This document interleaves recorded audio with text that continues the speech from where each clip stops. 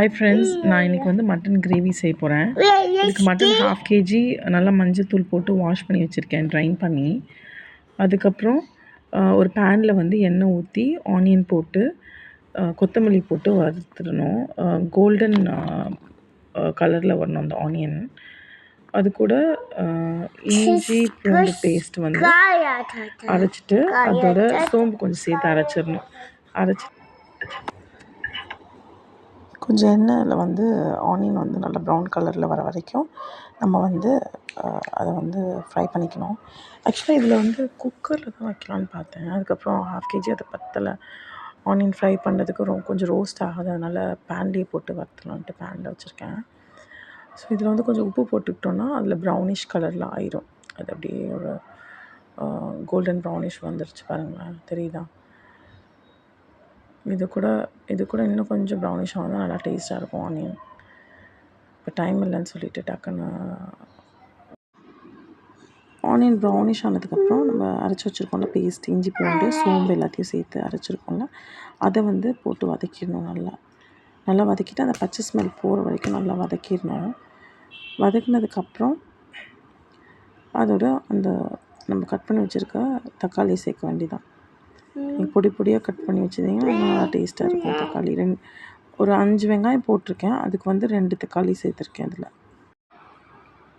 இப்போ வந்து இதோட தக்காளி ஆட் பண்ணியிருக்கேன். தக்காளியோட மஞ்சத்தூள், குழம்பு மிளகாத்தூள், தனியாத்தூள், உப்பு இது எல்லாத்தையும் போட்டு நல்லா எண்ணெய் திரிஞ்சு வர வரைக்கும் நம்ம குக் பண்ணிடணும். தக்காளியை குக் பண்ணதுக்கப்புறம்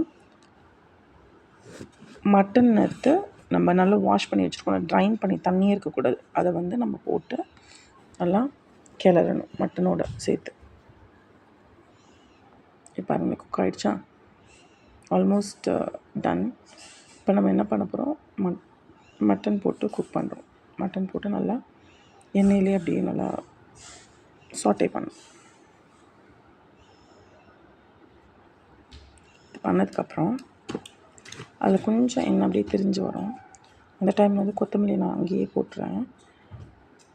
போட்டுட்டு நெக்ஸ்ட் வந்து நம்ம வந்து குக்கரில் மாற்ற போகிறோம். இதில் வந்து நம்ம ஒரு 15 விசில் வைக்கணும். இது வந்து நல்லா சாஃப்ட் மட்டன் தான், லேம்ப் தான். இதுக்கு வந்து நம்ம ஒரு 15 விசில் வைக்கணும்.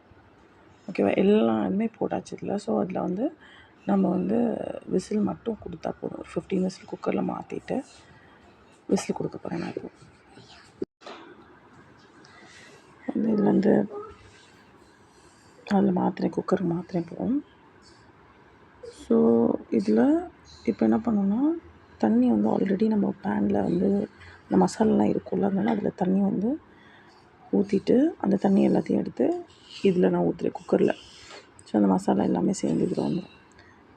மட்டன் முழுகிற அளவுக்கு தண்ணி வச்சா போதும். இன்கேஸ் உங்களுக்கு கிரேவியாக வேணும்னா மட்டன் முழுகிற அளவுக்கு தண்ணி வச்சா போதும். அதோட கம்மியானா கொஞ்சம் கம்மியாக வச்சுக்கோங்க.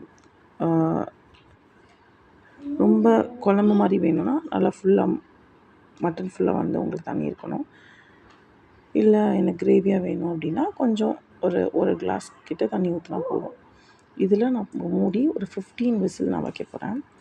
15 விசில் வச்சதுக்கு அப்புறமேட்டு ஓப்பன் பண்ணி என்ன பண்ணணும், ஒரு 5 மினிட்ஸ் எண்ணெய் திரிஞ்சு வர வரைக்கும் நம்ம வந்து குக் பண்ணணும். இந்த மாதிரி இருக்கும். நம்ம விசில் எடுத்த உடனே இந்த மாதிரி இருக்கும். 15 விசில் கழித்து எடுத்த உடனே இந்த மாதிரி இருக்கும். இப்போ நான் பேனை ஆன் பண்ணி திருப்பி நான் வந்து கொதிக்க வைக்கிறேன். இப்போ கொதிக்க வச்சோன்னே என்னாகும், எண்ணெய் அப்படியே நல்லா திரிஞ்சு நிறைய வந்துடும். அப்போ அந்த டைமில் கிரேவி முடிஞ்சிருச்சுன்னு அர்த்தம், லைக் ரெடி டு ஈட். ஓகேங்களா? இன்னும் அது கொதிக்கலை, கொதிச்சிட்ருக்கு.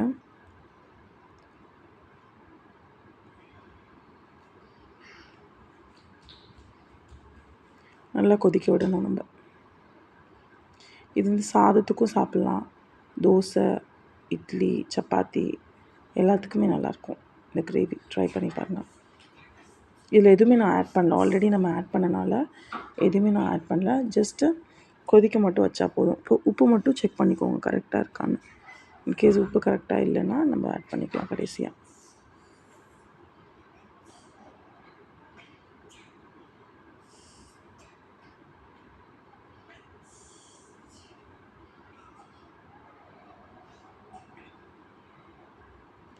பாயில் ஆகிட்டுருக்கு.